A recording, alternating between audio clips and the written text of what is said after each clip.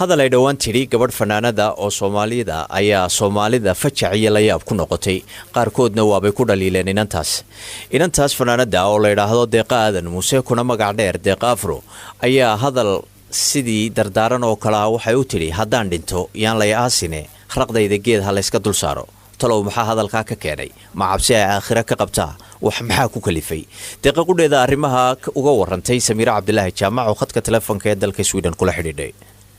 walaal Samiira waxa loo jeeday runtii horta muuqaalka anigu aan iska duubay ee aan lahaa geed hal saaro runtii wuxuu ahaa muuqaal runtii anigu aan ugu talagalay oo aan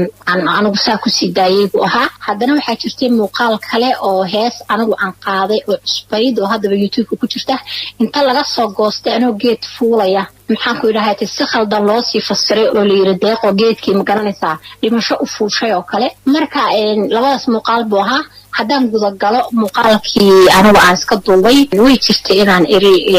haddaan dhinto geed hal saaro yaan la duugin inaan eri way jirtay ma wax shakhsi ahaan aad ka heshay oo aad jeclaysatay in sida la sameeyo mise wax aad waxyaabo badan u sababaynaysid oo aad leedahay waxaas iyo waxaas ayaan darteeda ayaan sida u go'aansaday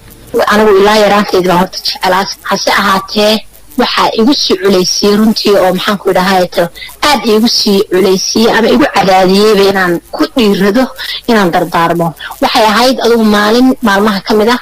ayaa waxa dhacday horta anigu weligay dadka qabriyada taga ma ahayn waan maqlay qofkaas dhintay ama hebel baa dhintay laakiin weligay meel qof lagu aasiyay ma dul istaagin ha noqotay waxa dhacday maalin baa waxa jirtay dhalinyaro asxaabnahay hooyadood baa dhimatay maamadii baan marka qabuuraheedii maxay dadkii raacay baan kamid ahaa adigu dhowr bilood baa laga joogaa maba fogeynba waxa dhacday adigu markaan soo noqday wallahi anoo aad u naxsan oo qashucsan baa soo noqday markaan arkay sida meesha la isdhigay maartay maxaan ku yiraahdaa sida qabrigii iyo wixii shucuurteeda aad u kacday gurigeyga dhimid heesii iyo wax laalo wixii YouTube computerkayga ku jiray iska tuuray axaadiis iyo waxa la soo deg waxaan dareemay runtii meesha qof kasta ku dambeyn doono adigu markay tii anaga ku jira ayaa maalmaha kamid ah adigu maalintan duubayay dardaarankan ayaa diyaarad baan meel baan safar u tagay safarkii markaan meesha u tagay baan soo noqday anoo dalkan Sweden ku soo socda ayaa diyaaradii waxana lagu wargeliyay diyaaradan saarnaynba inay halaysan tahay dib baan u noqonnay alxamdulillah waxna ma gaarin waana laga soo bedelay sidaan gurigeyga ku ibin markaan gurigeyga albaabka soo galay ayaan dardaarankan duubay marka aad muuqaalka iska soo duubaysay Deeqa ee aad lahayd markaan dhintay yaalay aasin oo arintan ma ka fikirtay waxa ay keeni karto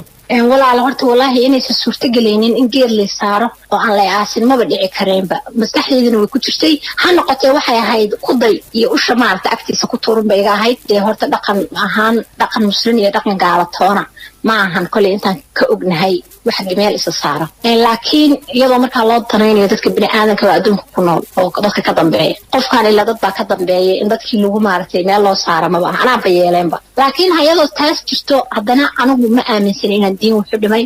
ama inaan magaranaysaa arrimo diimeed macnaha inaan shirki galay ilamay ahayn laakiin waxa ila ahayd markiina waa ay waxa diinta si fiican ma aqaanayaan leela dhex ordin markaan diinta si fiican ma aqaan runtii anigu diinta quraanka waa dhameeyay laakiin macnaha ma aqaan fasiraadii si wanaagsan oo daaciyad ma ahay taasun bay iga ahayd falcelinta bulshada waa taan wada aragnay oo barihii bulshada ayay qabsatay arintaasi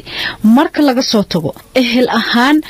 maadaama arintan ay tahay mid dhaqanka ku cusub Soomaalida ma kula soo xiriireen ehelkaaga oo ma ku weydiin waxaad ula jeedo iyo sidaad ka damacsan tahay wallahi walaal Samiiray anigu qoyskayga horta waxa way arki jireen mar walba anoo dhahaya oo wax sabraysa kuma ay noqon oo waxay ogaayeen qoyskayga iska badaayay yani qof walba oo i bartay oo life-ka dadka aan isku naqaano saxaabadeedii ugu dhow qof aanan farta ka xiri jirin maba ahaynba mar walba waxaan dhihi jiray marka aan qof baa dhintay markii la yiraahdo alla walaalayaal anigu haddaan dhinta bal yaalay aasina qofka ugu horeeyo meel la saara aan noqdo ama meel la dhigo bay horta aan dhihi jiray wax ayaga wax ku cusub bay ahayn